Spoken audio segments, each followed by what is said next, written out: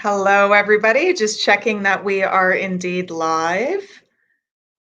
Waiting for everything here to connect. If you can see me or hear me, send a little wave or hello or a like or a love on that button there, just so that we know that people are tuned in.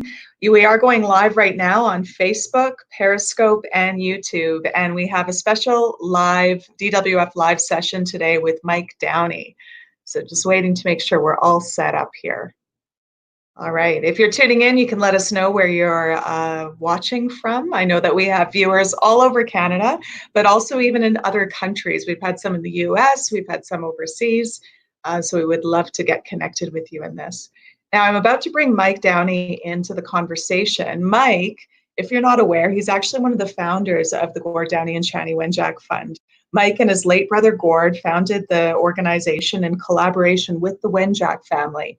He's a co-creator and documentary director of Secret Path, a multimedia project that tells the story of Chanie Wenjack, the 12-year-old Ojibwe boy who ran away from his residential school in 1966 and attempted to walk home to Agoki Post, 600 kilometers away. Mike is a multi-award-winning documentary filmmaker. Before his career in film and television, Mike worked as a deep shaft miner in Northern Ontario, a medical researcher at McGill University, a junior economist in Toronto, and a windsurfing instructor in the US Virgin Islands. I'll bet he wish he was doing that right now. It's a beautiful day outside. Mike has a Bachelor of Science degree from Queen's University and an MBA from the Sewage School of Business at York University. And Mike, of course, has been very busy working on creating documentaries. And as a board member of the Gord Downie and Chanie Wenjack Fund, he's been part of directing our mission and vision and the work that we do. So we're really excited to have Mike with us today. Hey, Mike. Hey, Audra. How are you? I'm good. Although I think when somebody asks you that these days, you have to kind of pause for a second and go, I'm good. But I'm good. Yeah, doing what a lot of us are doing, staying at home a lot of the time and having a lot of family time for sure.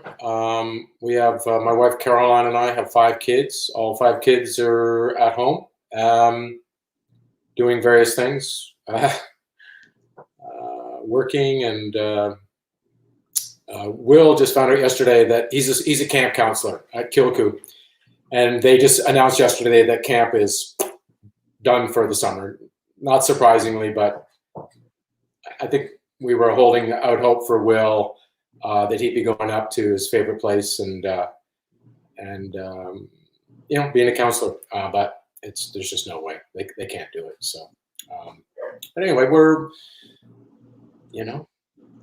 watching a lot of great documentaries on TV and some other stuff, and cooking a lot of meals.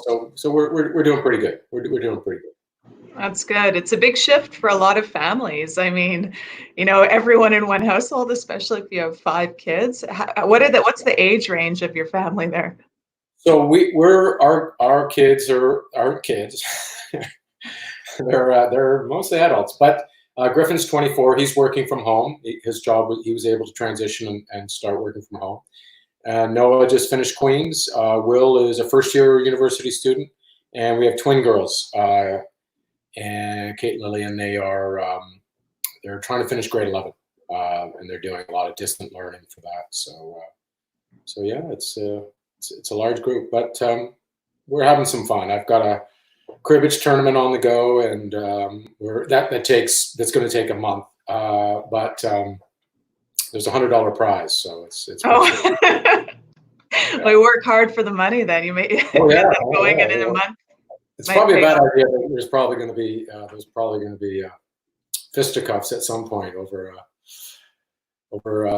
whatever missed points or something. But yeah, we're. I think like a lot of people, sort of surprised at how smoothly things are going, given how, we've never done anything like this before. I remember the boys coming home from university for reading week thinking, this is going to be a tough week with everybody at home again. But here we are. Yeah, no, it's a big adjustment period. And, you know, with in Ontario, they just announced that schools won't be reopening until September. And as you know, a big part of it for us has been our Legacy Schools program with the fund of saying, well, normally we would be providing these resources to teachers.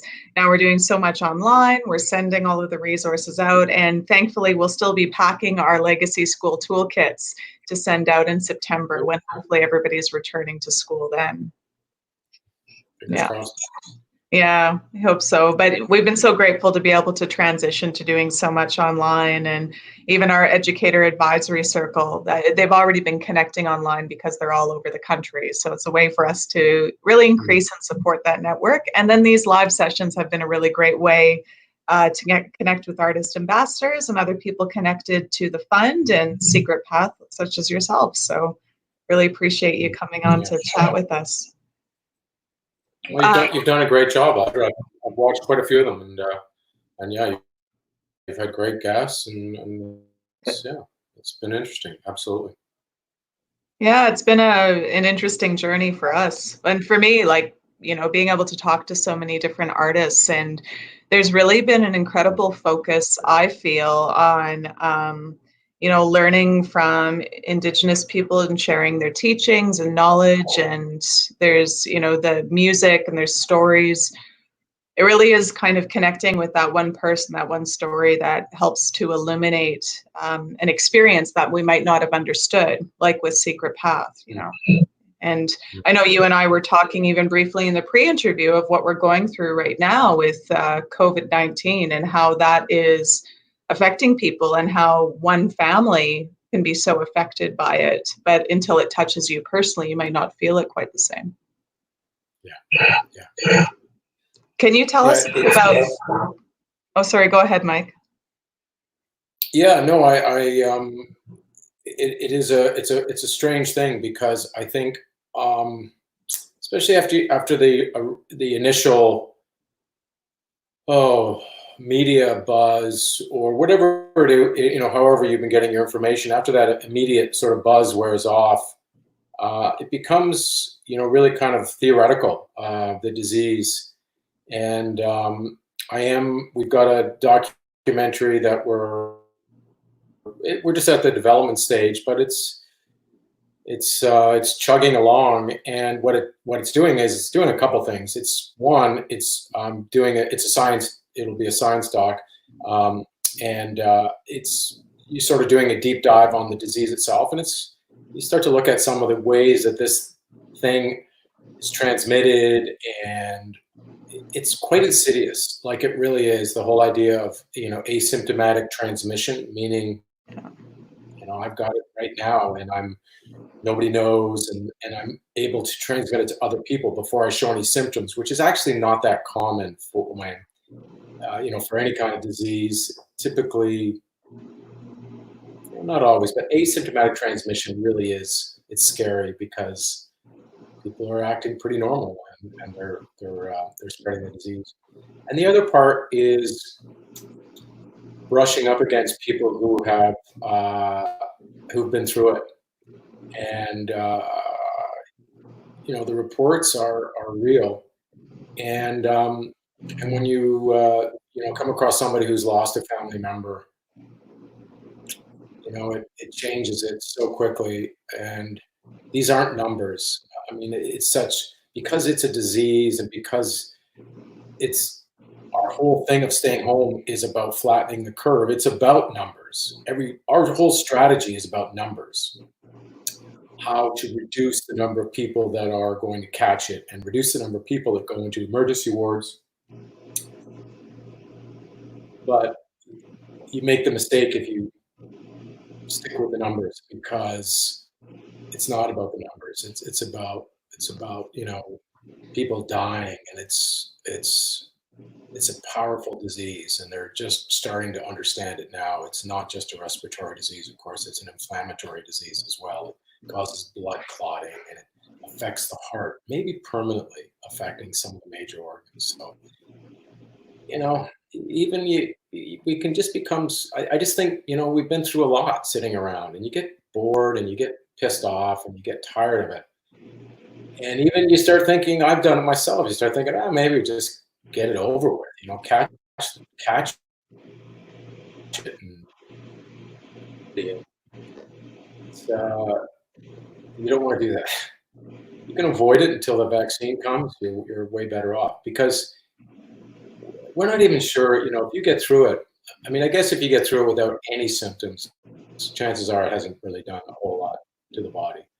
But if you are symptomatic, and we just don't know, we don't know what kind of damage is being done in the you know in the blood vessels and in the major organs and things like that. So I guess what I'm trying to say is, Audra, it's very real, and yet it's invisible, and most of the people that you meet and most of your friends I mean, 99% maybe are fine. And then it becomes kind of like, oh, why are we doing this? Why can't we just all go play golf? And well, now we can. So that's gone. But it is something. It's not the flu. It's brand new. I mean, the amount of research that's coming out on it every day is staggering. And like a lot of this, it's some of it's it's one says it can't be spread in airborne particles, and the other one says that's not true. It can be, and they've got proof. So it's so unknown. I mean, if you look at science in particular, I mean, if you look at science overall, there's so many unknowns. Years after years and years. We're months in, and of course, a lot of the research is it's not clear. It's not clear. Um, so I think it is important to sometimes just kind of recharge yourself and say, I'm gonna keep doing the mask when I have to go out to the store, and I'm gonna keep wearing the rubber gloves, and I'm gonna keep washing, and just doing all that stuff. And this isn't, I think we're used to when people tell us to do stuff. I'm the worst. When people telling me to do something, that's like, okay, well, that's what I'm not going to do. I'm going to do exactly the Well, opposite. and you as a documentary filmmaker, and I imagine it might have been a bit of the same in working with Gord to create Secret Path, is people don't always know the details. They don't always know all of that. And there's something, especially because the documentaries you've created are about, pretty hard hitting topics that affect all people. And the true history of residential schools was something that was not known by a lot of Canadians. And even still, people are still just discovering in a very similar way. And I can imagine that as a documentary filmmaker, you would be quite emotionally affected by learning the details of a story that has not yet come to public. So I imagine in bringing, a documentary about COVID-19, you're going through all the emotions because you're finding out how it's impacted people, how it impacts our bodies, and what it does for the future. And in the same way, without people moving reconciliation forward as a collective, our future doesn't look as bright as it could as Indigenous and non-Indigenous people coming together in a good way. So yeah, it's great that you're continuing to do this work that'll help us know how to take better care of each other. So even things like wearing masks, it might not protect me from airborne particles, but if I have symptoms, then it might keep my cough and everything or even my breath from infecting other people, right? So Exactly. Yeah. Yeah. We don't know. We like I said, a lot of it's part of it is asymptomatic. So you don't know if you're spreading it. And they say there's a statistic that says 20%. It's kind of hard to express, but it's called the 20-80 rule. Maybe it's better to start with the 80% will be infected by 20% of the people, if you will. So in other words, certain people are super spreaders. So we will. It's not 1-to-1. Like, oh, I got it, I gave it to one person, even though they do give those stats. What they believe is that certain individuals, and they don't really know why, will do a majority of the spreading. So a minority, 20%, will infect the majority, 80%. And and there's who knows who those 20% are. It could be you, or it could be me, but and you may not know it. You may not know it. You may not have any symptoms throughout the whole disease. It's crazy. So yeah, I mean, it is important to just, nothing has changed. Nothing has really changed, and I think there's also what we're about to go through is kind of for Ontario, and I know the provinces. I'm not really up to date on which provinces are doing which, but for Ontario, I can speak to, we were here, whatever, stay at home, only do this, try not to do this, and this. And now we're lowering the bar. So now we're allowed to do some things, which is fine. I mean, it was inevitable. The problem is that when you go from here to here, it's a lot easier to go from here to here, which is my hand disappeared, which is nothing. You just do everything the way you did it before. And because you were vigilant, when it was up here, you were vigilant and you knew, oh God, what a pain in the butt, but I got to do it. But as soon as that bar starts to get lowered, it's just human nature to go, oh, I'm sure this is fine. Or well, they'll probably allow us to do this next. But I just think it's important that you remember these things are being eased so that we keep the main principles of it in place, which are, you're sheltering in place, you're cutting down the opportunity for this thing to spread. And you have to stick with that. And just because the provincial government is allowing certain things to happen, it's not the time to kind of go, I think it's now just inevitable that, it's going to be, we're going to be allowed to do this and everything's. So it's just something to be on guard. It's just something to be on guard for. And I can feel it myself too. As soon as it's like, oh, okay, we're loosening up. It's like, okay, let's everybody loosen up a little bit. And it's just normal. It's just normal, but it's important to really stick to the principles and the basics, which are as much as you can. Yeah. You got to keep up. Obviously, the social distance, and as much as you can, you got to be at home. So. And certain things come to the forefront so much because, they're part of the conversation. I mean, we're getting daily broadcasts, we're hearing all of this from government. It really makes me think as well. And as you know, like with the Gord Downie and Shani Wenjack Fund, we're always talking about how do we keep reconciliation as part of the conversation. In 2015, when the TRC came out with their 94 calls to action, it was a buzz. It was something in the media. People were feeling like they needed to act. And then every year during Secret Path Week, we try to raise that awareness. Do you have any thoughts or insights in terms of ensuring that people don't do the same thing in regards to reconciliation, of have this awareness, everyone's going, let's do something, Gord told us to do something, and then now it's dropped? What can people do to kind of continue that work? Well, first of all, people's priorities have shifted right across the board. So, people who had work are some cases out of work. People have less work, things like that. That's just the way it is.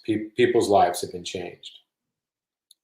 But I think it's important to remember that, what hasn't been changed is, we're still a country. And I think in many ways, we're seeing the best from each other.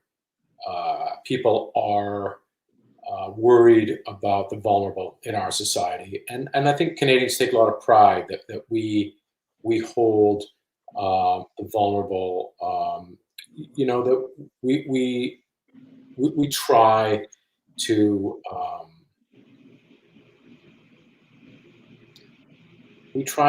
take care of people that need it.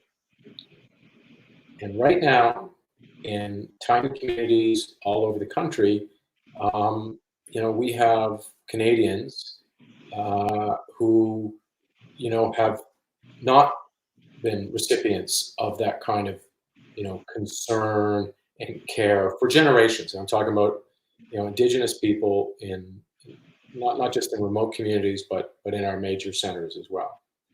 And in many cases, they're most vulnerable right now.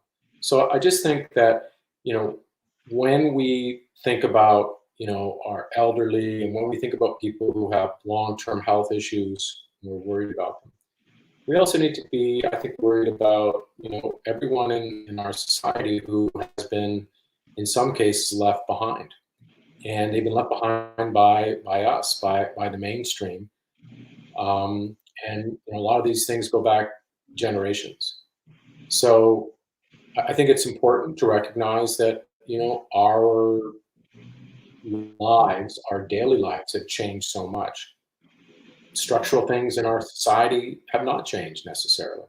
And if you were disadvantaged before, or you didn't have real equity in terms of healthcare, like many indigenous communities have not had, well, it didn't get better in the last few months. It probably got worse.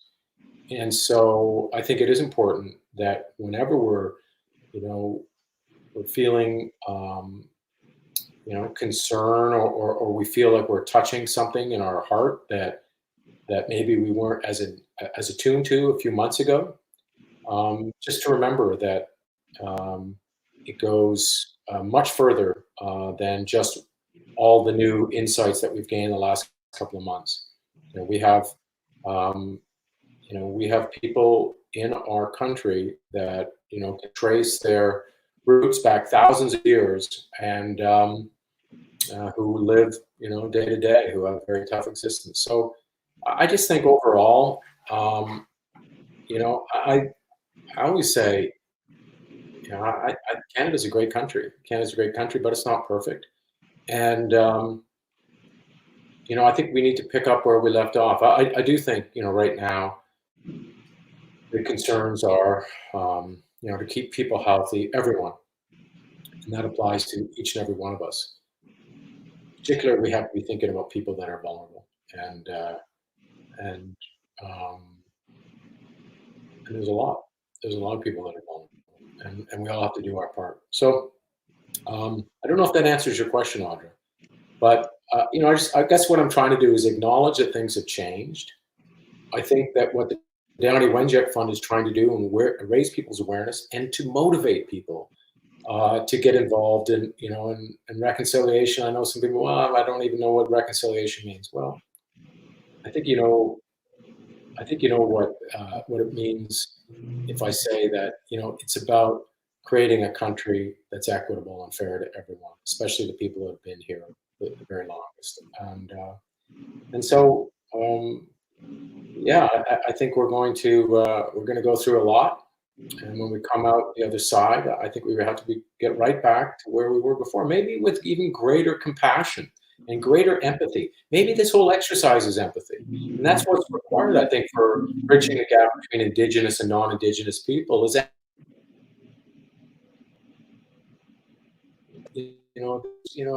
this part of the story is like, you know what, if you're being empathetic, if you're being, if you've got, if a part of you is just a small part understands that as a country we can do better, and we can, then you'll agree that, let's call it reconciliation. Reconciliation needs to go forward, and we need to be a part of it for the better of our whole country. And, I always like to try to expand it out from, just the idea of doing what's right, and making up, I think, for great injustices of the past. Absolutely. I'd like to include also the opportunity of creating a way more interesting and I think resilient country. And that's to understand as much as you can about an ancient culture that I know is in some ways, that's looking back in the history books, but in other ways, a lot of I think a lot of Indigenous practices, and a lot of the culture and philosophy really apply today. It's things that are absolutely applicable in our society. And we're seeing right now, and as our sped up culture slows down a little bit, people are changing. I'm finding all sorts of things. I look at photographs different, because I look at photographs. I think it's so easy to just be always looking ahead to what's the next thing, what's the next thing. And right now, that's very unclear. Certainly, the next great trip is who knows when. And all of a sudden, you're looking at things from your past and you're seeing it differently and you're experiencing it differently. To me, that is almost something like, and I'm just talking about what I've learned from the Indigenous people that I've met and befriended and got to know, and the little things I've learned, and so much of it is about, so much of it to me is uh, experiencing what's around you right now, whether that is being outside, whether that is the companionship of someone. It's about slowing down a little bit. It's about um, uh, I think just even something like as simple as the smudge ceremony. That idea of clearing your mind before you go into a new environment, leaving the things that are sort of polluting you behind you, using a physical and the scent of the burning sage to sort of cleanse your mind, cleanse your eyes, your ears, and go into a new thing. That is just a great thing to do. That's just a brilliant, thousands of years old, I'm sure. It applies today. These things are I think around for a long time, and I think what I'm trying to do, and I've taken the long way around. I'll go this way. Taking the long way around is I just think there's so much of Indigenous culture and philosophy and spirituality that really apply today, and we are seeing some of it with this experience of living a simpler life, and we're experiencing some of it, and there's a lot more there. There's a lot more for me. I tell people like I'm just a few years in here, and I know for Gord, I know for Patrick, I know for my whole family, my mom, Lauren, and my sister Charlotte and Paula. We've all had little experiences with Indigenous culture. It's powerful and it changes you. So there's an opportunity. There's an opportunity, and I don't think you consider that reconciliation. I think you'd consider that growth. Individual growth and societal growth. That's where I think we need to get to, and that's what's waiting. And it's not cough medicine. This idea. It is actually something that is for the betterment, I think, of the entire country and all of us as individuals. So. Well, there's definitely a lot of learning. I mean, in these artist ambassador sessions we've had last week, Dr. Duke Redbird was speaking with us and sharing some traditional teachings and some wisdom. I don't know if you saw that session, but even about COVID-19, he was talking about the 7 grandfather or grandmother teachings and how that applies and what we can learn from the plants and the earth on how to walk in a good way. And all of those teachings have been really relevant. And yeah, so for those watching, there's a lot of really great sessions to go back on where you can learn and we can kind of figure out how to integrate some of these teachings in a good way as we move forward in this really new time, right? I love too how Secret Path Live really helped bring to the forefront once again the true story of Chani Wenjack, Secret Path, the documentary, the visuals from Jeff Lemire. I mean, we restaged that concert at the end of last year, and you were part of that. And I really love how that really brought it to the forefront again, because it is such an emotional and powerful story. So we had that incredible night, which I know sparked a lot of people to do something, to keep learning, to keep growing in that way you described. Yeah, Absolutely. And it might be a while before we can gather again in like a concert hall. But we have a lot of other, we have some events later on we'll be announcing that'll be happening in the coming months. We're really excited with the fund that we are going to be able to continue. And we've managed to change very quickly to provide some online programming, to reach out to educators that way. I was on the phone today with a couple of legacy space prospects. So as people are starting to open up, they are creating more physical legacy spaces in universities, municipalities, in corporate businesses. Yeah, there's more and more that are launching. So we're really excited about that, because even if a business is quite small, it can still have a space where they say, hey, reconciliation is important. People learning about the true history of residential schools is important, and they create a dedicated space for that. So I'm really excited and encouraged by the number of inquiries we've received about that in this time. And I think it's just because people have been able to reflect a bit, you know, and yeah, listening and figuring out that we all have a part to play to create a better Canada. Yeah, we do. We do. It's true. Oh, it's great. It's really great. What I know you need to go shortly, Mike, but I was wondering, is there anything else that you feel that in this time that an opportunity for us to continue to increase that compassion towards each other, particularly towards vulnerable or communities that we might not normally be connected with? Is there anything that people can do that you think will help them to understand that a little more? That's a great question. Hmm.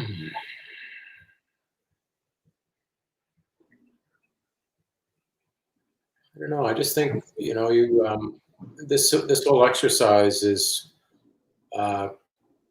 it's how you want to look at it. Are you having sort of personal freedoms taken away from you, or you're being asked to suspend some of those personal freedoms? Or are you going a little, you're not being able to move out there? Are you then going in here? Like, whatever you're facing, there's an opportunity. There's always an opportunity. And it doesn't make it easy to find. And I'm lucky. We're all healthy here. And I just think whenever I think it's just so rare that we're all in the same boat. It's such a cliche, but we're all in the same boat. What we're supposed to be doing, and how vulnerable many of us feel. And I just think if you take all that, I think it's important to say, maybe hang on to some of that. Maybe extrapolate what that's like to somebody living on the street, or somebody who has, whose parents were challenged, and who knows, maybe they went to residential school, maybe their grandparents went to residential school. They weren't raised in a traditional mom and dad kind of home, and there were challenges. And just take what you're going through and extrapolate it and imagine. Like here we are. Maybe what we're going through right now. We're sitting on a stool, and it's one of the legs has been taken out. We all were sitting on a stool with 4 legs, and now there's 3. What if you started in that situation and you were only resting on 3 legs of that, or maybe even less? You think about what that's like when things start to pile up like they are right now. And I think that is an opportunity to really sort of see what life can be like when you haven't been so fortunate, and when things haven't sort of been so automatic. And I think it's like so many things, Audra. I think these realizations don't come quickly, and it takes a little bit of time, and a feeling that something's not right, and you can do something about it. And I would hope that at this time people aren't feeling less empowered. You know what I mean? Just because maybe you lost your job, or maybe you have less work. I mean, I have less work. There's no doubt about it, and it affects you. It affects you. A lot of us, take real pride in, how are you? I'm busy. That's what a lot of people say all the time. Well, people aren't as busy right now, but I think it's important, to say to yourself, there's an opportunity here. There's an opportunity for me to maybe think a little bit more about what's out there, and what life is like. And for a lot of people, life is very challenging, and so it's like so many things. You gotta take what you're going through, and I think the best thing in the world is, if you can, is to help those around you, and when you're done with that, you help people out on the next, the next ring outside of you, and the next ring outside of you there. The next thing you know, you're not so worried about yourself and what you're going through. And, hey, I'm no expert. I can wallow in it just as good as anybody else. But I do think the more that you're not thinking about, you're thinking about other people and what they're going through, not what you're going through. Like, the more that you're doing that, you're probably moving towards something that's going to work for you, like some kind of, if not a solution, a coping mechanism. So, It's great. Maybe when you're standing in line to get your groceries, you don't need to think about when am I going to get in there. You think about other people that are, whatever, not, Well, and there's such power in love and compassion and connecting with others. And I think even remembering when people are stressed or people are fearful, sometimes it's because it's something that's inside of them that's not even just related to the day or the experience they're in right now. It's the same with intergenerational trauma in residential school, understanding that there's layer upon layer that affects us in the day-to-day, and particularly for Indigenous peoples who have been impacted by that. And with COVID-19, I know I go out in the street and some people feel very stressed out, and you can feel that energy as they come, and other ones are probably a little too relaxed. But having that love and compassion for everyone is, I think, so, so important. And, there's a bit of love for you here, Mike, that I want to share before you go. I know you need to run soon. But we have some hellos, even from the Philippines, from New Zealand.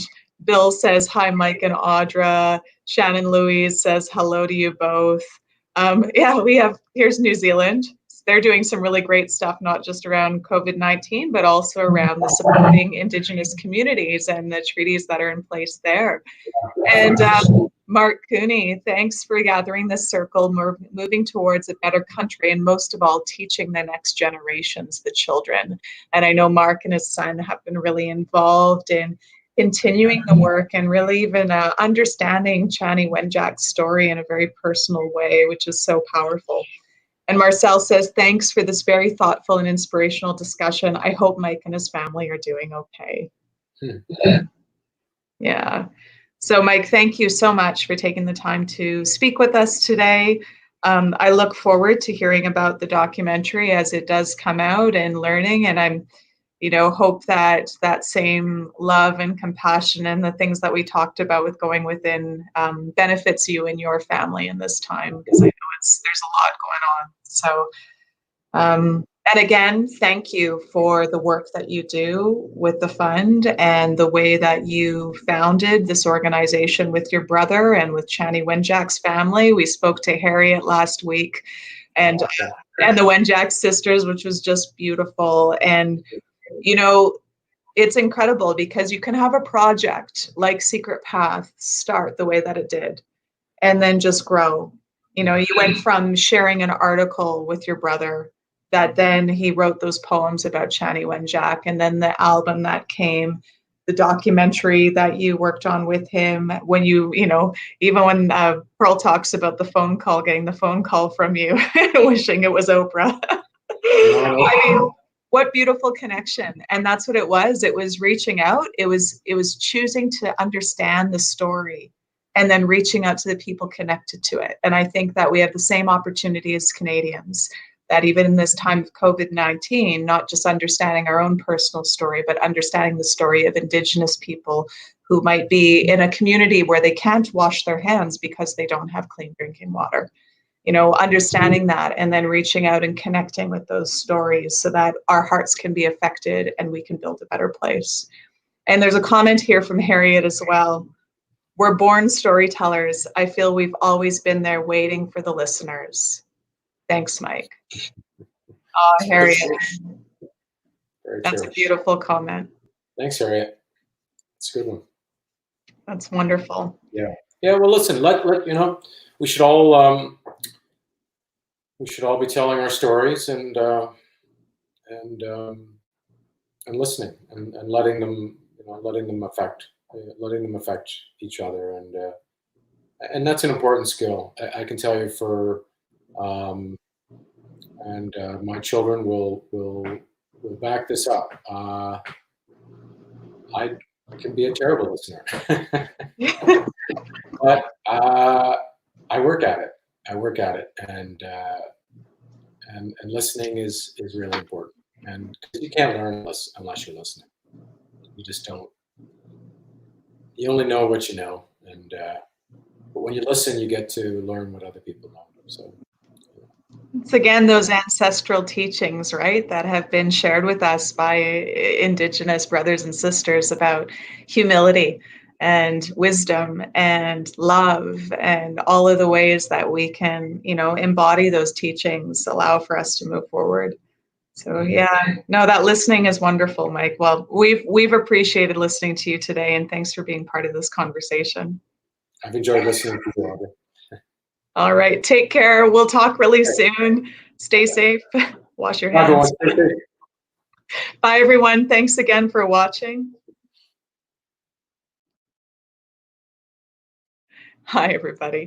That was awesome. Thanks so much to Mike Downie for being part of our DWF live sessions.